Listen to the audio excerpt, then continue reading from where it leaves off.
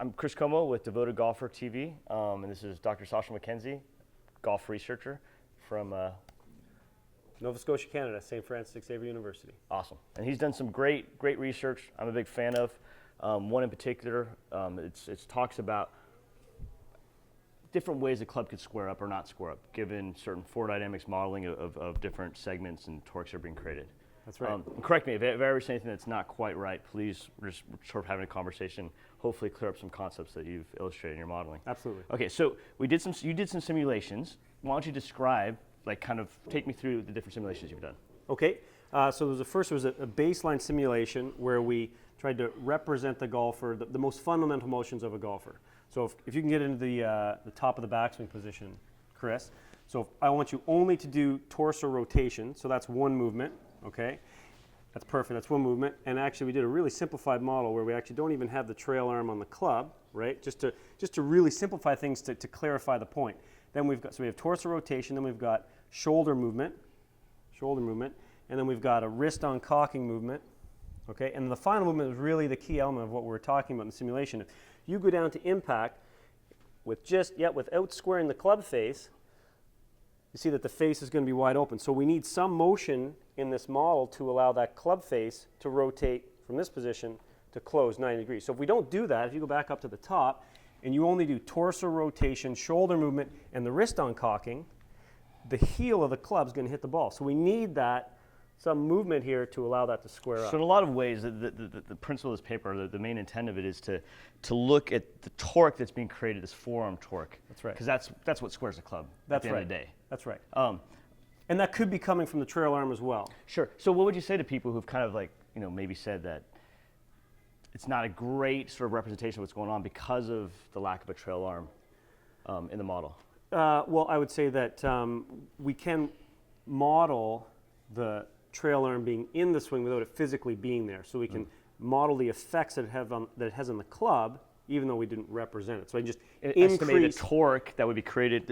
You have one arm and you say, hey, let's have a torque that could be produced here that would be representative of two arms acting on it. That's right. Okay. That's right. And actually, for these particular simulations, the question we're asking, we don't even want the trail arm to be on the club anyway.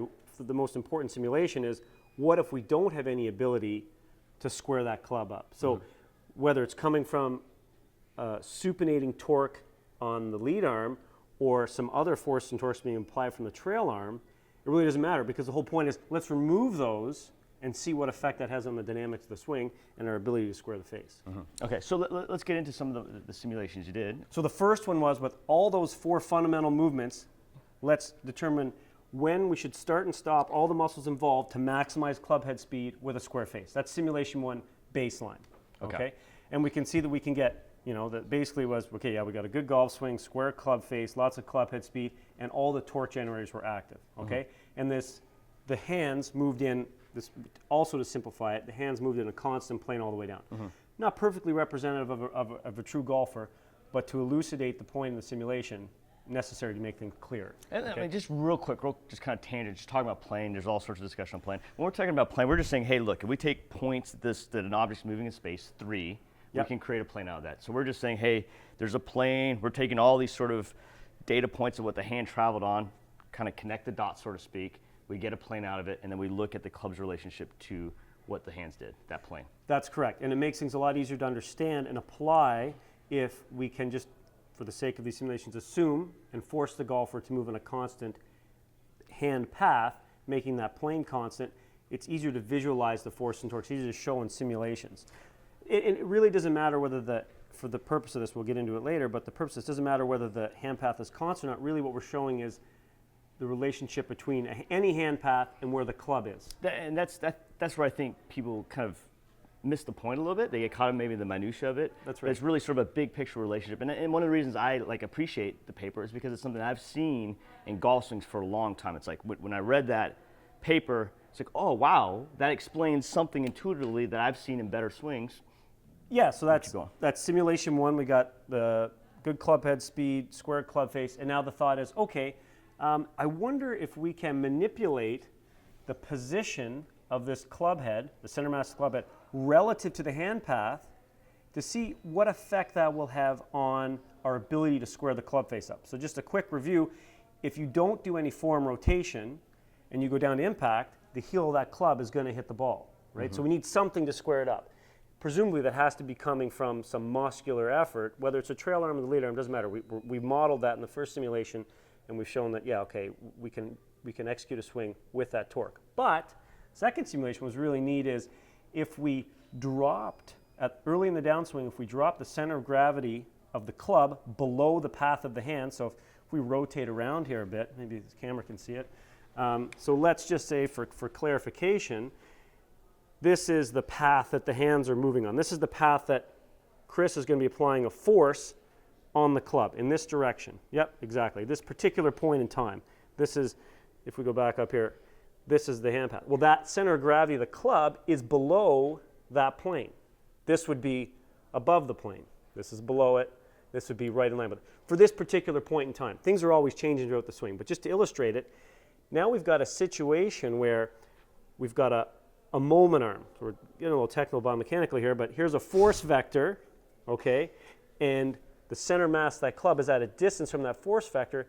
That means the center mass of this club is going to want to line up with that force vector being applied to the club. And you can almost say that the farther that is away from the force vector, the bigger the moment arm would be and the bigger the torque would be because That's right. given the same amount of force. A la Sergio Garcia. Sure. And then that's where I see it with players, right? It's this sort of early shallowing of the shaft relative to the direction that the hands are going on that's helping to square it up. And it seems like, there's been sort of interpretations of it. It's less of where it is at the top of the swing because you get a guy like, say, Fred Couples looking this way, starts down. There's his hands are kind of going maybe out that way a little bit. Club teeter-totters back this way. That's right. Creates the exact same relationship that we're talking about very early on in the downswing. Right. Or Sergio Garcia starts more this way and just kind of increases it. That's right. So both principally are doing the same thing, even though they look very different at the top of the Exactly. At some point early in the downswing, that club needs to get below, or in my opinion, should get below the swing plane to add some facilitation to the golfer trying to square the club face up. And in this particular simulation, we removed, the golfer had no ability to produce that supinating torque, whether it was from the trail arm or the lead arm. We removed it. That was the point. Didn't even need a trail arm because we're going to remove it anyway.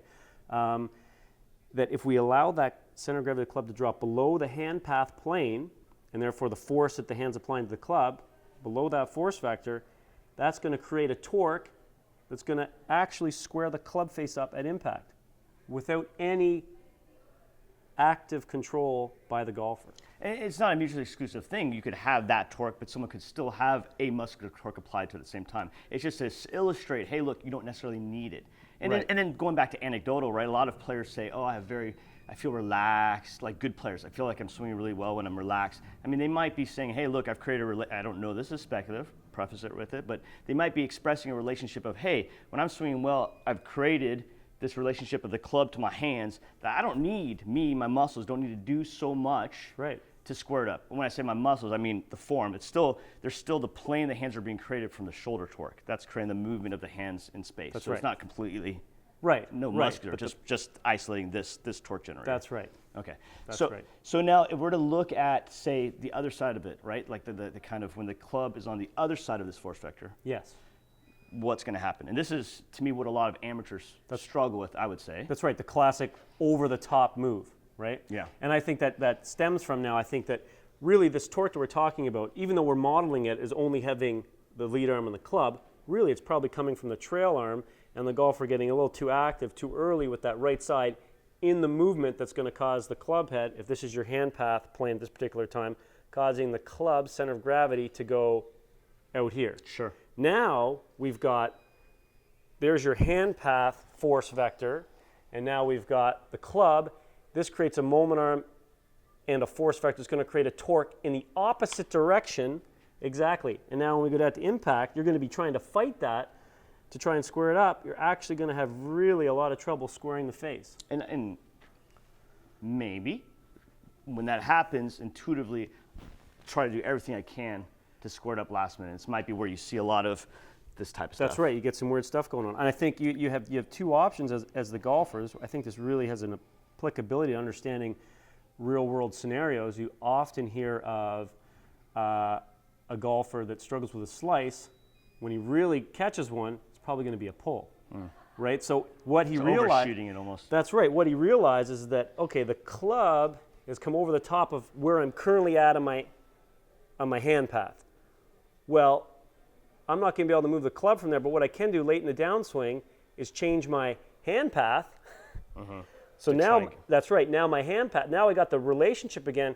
It's too late to hit it down my target line, but I can pull it way to the right, way to the left, sorry. So it had that sort of feel of kind of working this way. That's right. If the club is forced to be in a plane, on a fixed plane, then you feel like you have to move your hands inside that plane. You can't move it on the same plane as the club, otherwise you're never going to be able to square up. You have to move your hands inside that big semicircle to get it to square up. And this is where I think there's a lot of sort of bad pictures in people's heads. It's like whether it be the right side or maybe they're feeling, hey, I have to really do this early to square it. Either way, you're creating a situation where the club's center of gravity's on this side of the plane the hands are swinging on, and then eventually it creates a torque to go this way, which is basically open the face up, and that's where chaos ensues. That's right. So for a lot of players, again, anecdotally, you hear great players often talk about sort of waiting for the club a bit or just feeling like just sort of softer in transition. That's right. That's where now all of a sudden this is just falling underneath the plane this is traveling on, and a sort of a passive torque, you could call it, is being created because of that relationship. That's right. So not advocating don't try and square the club face up.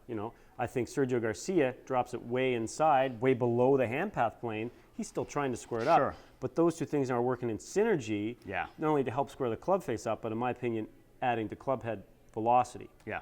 Yep. And we were kind of messing around the hallway. People were probably looking at it strange, but tell me this sort of. Did you think that was an okay way to illustrate kind of? Yeah, absolutely. With the 2D analogy. The 2D version of it. Yeah. Okay, so if you can imagine, everything we've been talking about right now has been 3D, but if you were just imagine just sort of on this plane on the ground, just a 2D version of it. If we have a disco ball right here. So if my hands have to get at this pen, and the ball's right there, and they're starting here, and I were to take sort of a straight line at this ball to do this from here to the pen,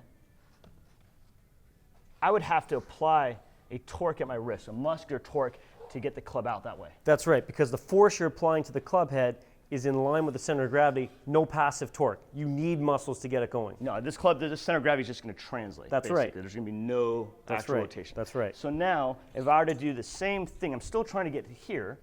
Where I'm trying to get to it impacts no different, because that's how I'm going to hit the ball, the center of it.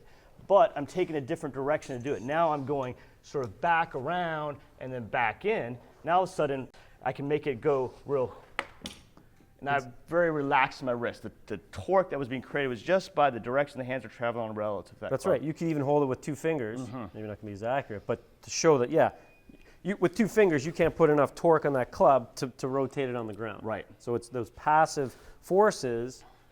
The path of those passive forces not lining up with the C of G creates that rotation. Much simpler demo in 2D, try to translate to 3D, a little bit tougher, but the same principle. Just sort of weaning ourselves too, and then this is just a 3D thing, and it's actually helping the face go this way, and that's right. The club get out that way. And that's right. That's right.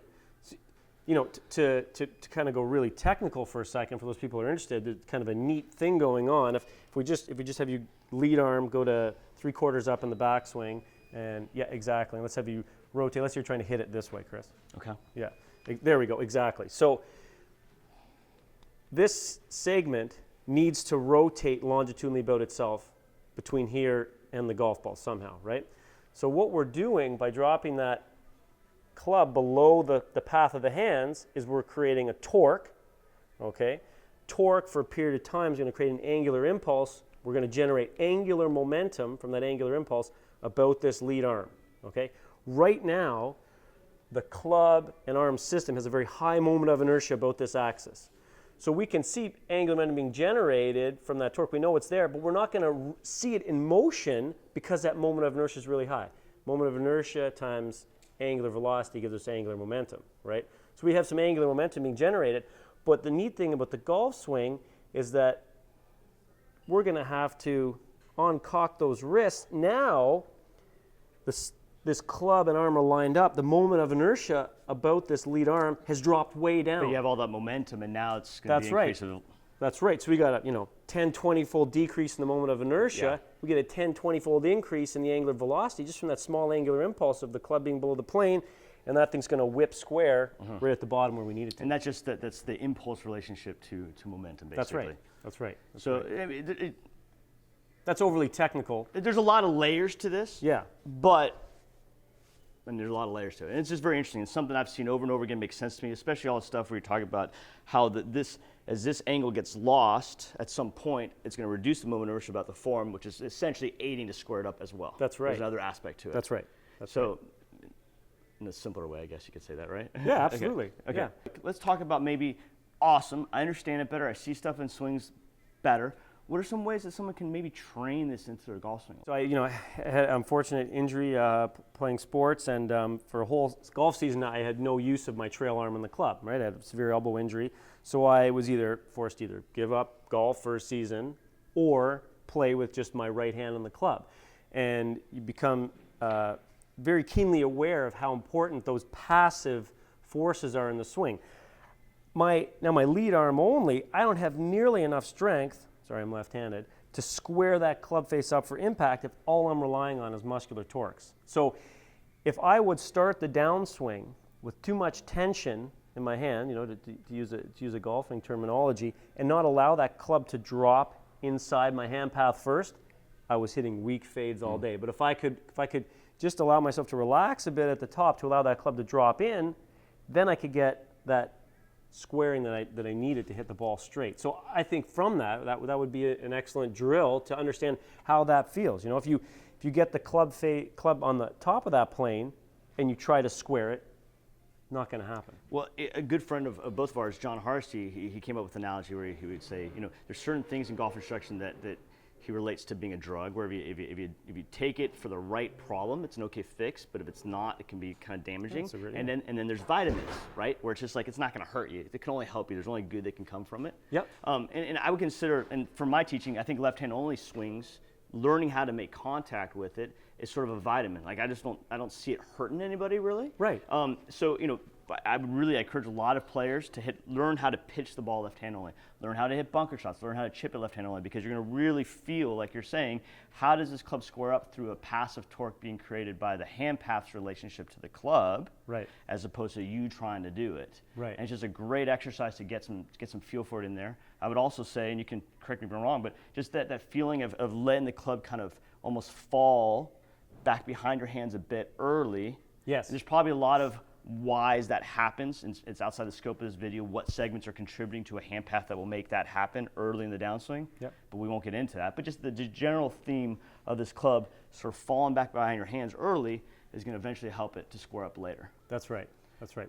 One thing I would add is that we've got these two mechanisms we're talking about. Stuff we're actively doing to square the face, and these passive forces that we're applying through the club just to move it in a circular path.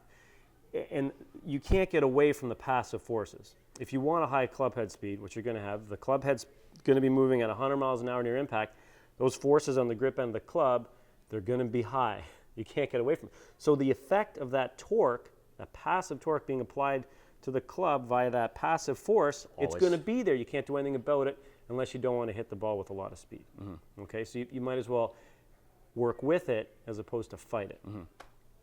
I mean, that was great. I mean, I think it's a mixture. It's hard, right? Because it's like we want to always turn things into real world, but I think having a deeper understanding, having a picture of what's really going on, can be helpful. I mean, oftentimes I feel a lot of players are handcuffed by a bad picture in their mind of what they're supposed to do, and clarifying that up, I think, really opens up the door for their own improvement. And then if you can have certain exercises or drills that kind of just sort of reinforce that, that really pushes them in a good place. So I thought this was a great study. I loved it. Been a big fan of it. Maybe even at some point you could do like a Google Hangout, and I could pull up some swings of good players versus bad players. Might add a little bit of extra illustration to the idea, because it's something I see with really good players all the time. And the other side of it, the club on the above the hand path, is something I see with bad players all the time. So really giving some examples of it might help. Yes. But I think this has been great. Just sort of talking through it, and really appreciate the time. I appreciate the opportunity. Okay, it's been great to have you out here. Chris. Good to see you. Good to see you from Canada. Yeah. Okay. Anyways, I'm Chris with DevotedGolfer.tv. Dr. Sasho MacKenzie.